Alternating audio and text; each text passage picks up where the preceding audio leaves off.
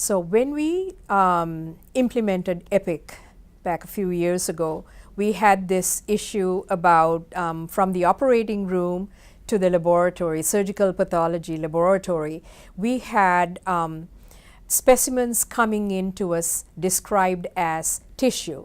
Now, a surgical pathology specimen needs to have a proper name, a location, and what the procedure is, a surgical pathology, the surgery itself, for us to create a surgical pathology report.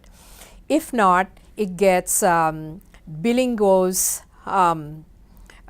haywire, insurance company rejects it because they need to know exactly what the operation is. So getting it up front, what the tissue description is for the surgical pathology is absolutely necessary.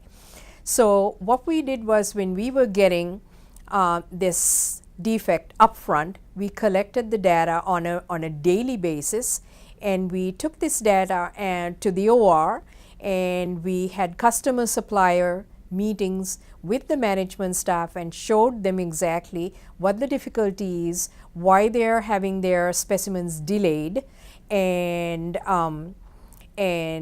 try to have a relationship how to mistake proof this issue.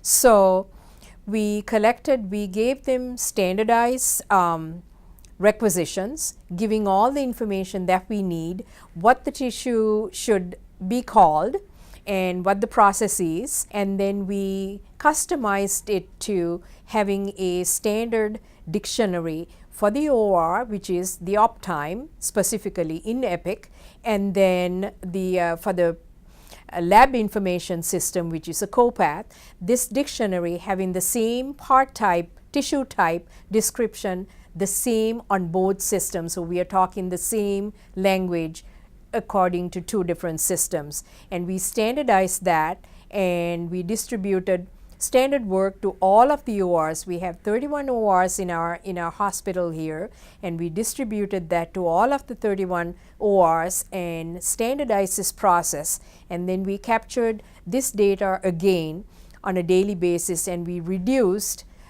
we completely eradicated the defect that was happening, that was called tissue.